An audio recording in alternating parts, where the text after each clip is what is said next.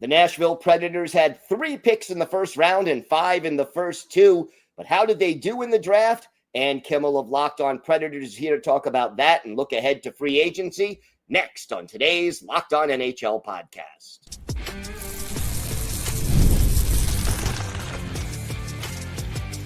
You're Locked On NHL, your daily podcast on the National Hockey League.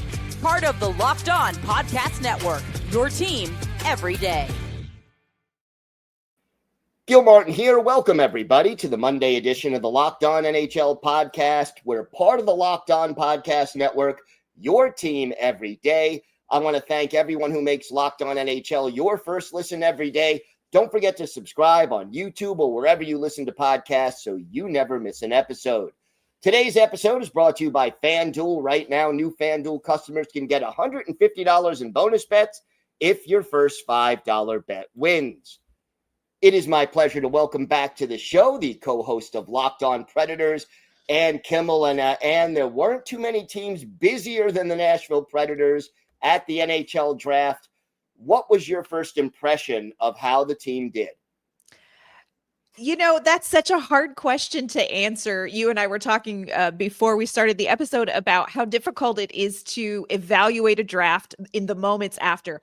I will say that I think some of the picks were surprising, but I do think that there is an avenue that Barry Trotz is looking down, and these picks are very much headed in that direction. So I do think that they made some interesting picks. I think they made some surprising picks, but I don't know that that's entirely bad for the Predators. So what is the avenue that Barry Trotz is looking to go down? I really think when you look at the draft and the selections that the Predators made, it almost feels like this draft was very heavily influenced by what we saw in the Stanley Cup Finals and by the style of play that the Florida Panthers executed all the way through the playoffs. And I do feel like that really is influencing maybe the direction Barry Trotz went with some specific picks as far as the physicality of the game and being sturdy in the game, not just offensive prowess, but also, really looking for players who are going to be sturdy and physical in the game. So it feels like some of these picks were made more specifically because Barry Trotz feels like that is the direction the league is going in. That's the direction you're going to have to play if you're going to be successful. And I feel like it's reflected in some of these picks. So out of the picks, who do you think fit that description the best? Great question. I am a Brady Martin apologist. It was a very surprising pick, even for me, who has liked this young man for a while. This was a surprising pick because Barry Trotz had James Hagans. He had Porter Martone available as well. But I do think Brady Martin is a great example of that Florida Panthers style of pick. Now, he is known for his physicality. He is known for that motor always running. He compares himself to Sam Bennett, that style of play, that kind of hunger for the game and always moving. He also has an offensive upside that I think that physicality overshadows. And I think that balance may be something that works well for the Nashville Predators if they're really looking to play more of that evolving style of hockey. And how about the other 2 first-round picks? You go with defenseman Cameron Reed and then Riker Lee, a forward. Where do they fit into the organization eventually? Cameron Reed is a really interesting pick. The Preds traded up for him. He is a defenseman, but here's what I think is interesting about him. He has such an offensive upside to his game. And one of the things that the Nashville Predators fan base, and I'm certain the front office is aware of, is that Roman Josi is getting a little bit older. He is hockey old, I guess is what we want to call it. And so the franchise really has to start being mindful about what will this team look like? What will this franchise look like when Roman Josi opts to retire? And this is somebody who is the offensive defenseman. He is the quarterback of the power play. He's a Norris Trophy winning defenseman. I'm not saying Cameron Reed is the next Roman Josi, but I am saying the Predators want somebody of that same type, that same mold to be in the pipeline for the future without Roman Josi. And as far as the prospect pool overall is concerned, what is the greatest need right now and what is the strength? The greatest need is hands down centers. That was something we knew with the 5th overall pick. One of the questions about Porter Martone is this is a fantastic player and a goal scorer, but he's not a center. And the Nashville Predators, there is a void in center depth for this team now and also in the pipeline. So I think that that was something that they wanted to address. They selected a lot of defensemen, which is something in the pipeline that they knew they wanted to sort of restock in. So I think that's reflected in the draft. Nashville is great at developing defensemen and goaltenders. People still question how they do developing wingers and centers. So I think that that's going to be the question Nashville has to answer in the near future. What are they going to do with the talent that they have, the offensive talent that they have? Can they develop them into top tier NHL players? That's going to be the biggest challenge for Nashville when it comes to developing the players in the pipeline. Free agency starts Tuesday. How much cap room do the Preds have, and what do you expect them to do after a few things they did last year didn't exactly work out as hoped? Yeah, I think everybody is very cautious when it comes to free agency this year. July 1st, 2024, it was a party in Nashville, friends. I will tell you the season, not as festive for the Predators. I think Barry Trotz believes that last year's big free agency fish that he signed are going to turn some things around, but there are still needs that he has to address this offseason. I think the most important thing is defensively. The Nashville Predators need a top tier defenseman to play with Roman Josi.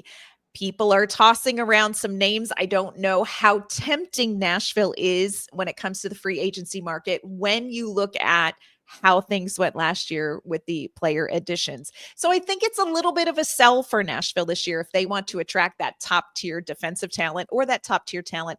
I also think Barry Trotz is going to be shopping around again for a center.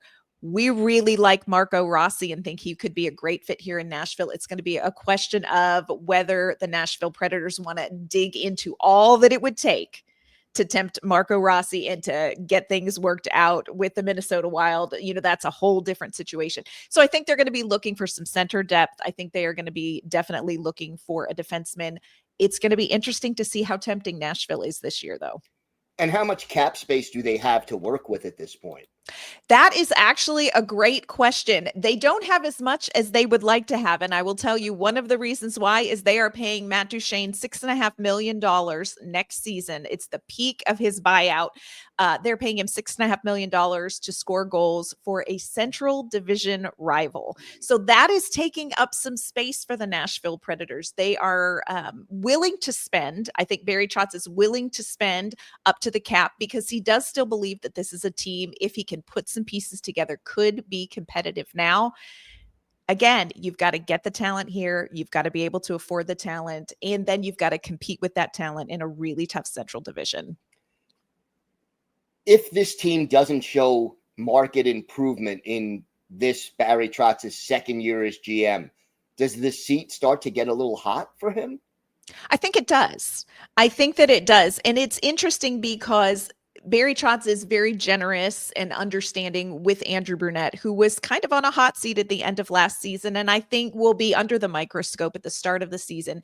Barry Trotz has a lot of grace for him because this is a new-ish head coach, and he wants to develop a coach. The flip side of that is Barry Trotz is a new GM. Right. And he is going to have to figure out how much ownership is going to have grace for him as he grows into a very different role. I do think he's going to be on the hot seat. I think it will go a long way if last year's free agency signings, Steven Stamkos, Jonathan Marchessault, Brady Shea, really come in this season and find their footing and are successful. I think he needs to make a couple of moves in free agency that pay off right away. That's going to cool the temperature just a bit. And what do you think it takes to get these free agents who disappointed a year ago to reach their potential or their expectations this year? I think some of it comes down to something as simple as a metaphorical saging of the locker room. I think that you had two players in Marchessault and Stamkos who both wanted to stay where they were. And that's tough. No matter how great the money is, no matter what kind of term you get on a contract, there is a component of you are uprooting your family and you're leaving a team that you thought that you were going to be with. So I think a little bit of time will help with that. I think also internally, hard conversations have to be had among the players and with the coaching staff when it comes to expectations. So I think a lot of it is familiarity. I do think time will help some.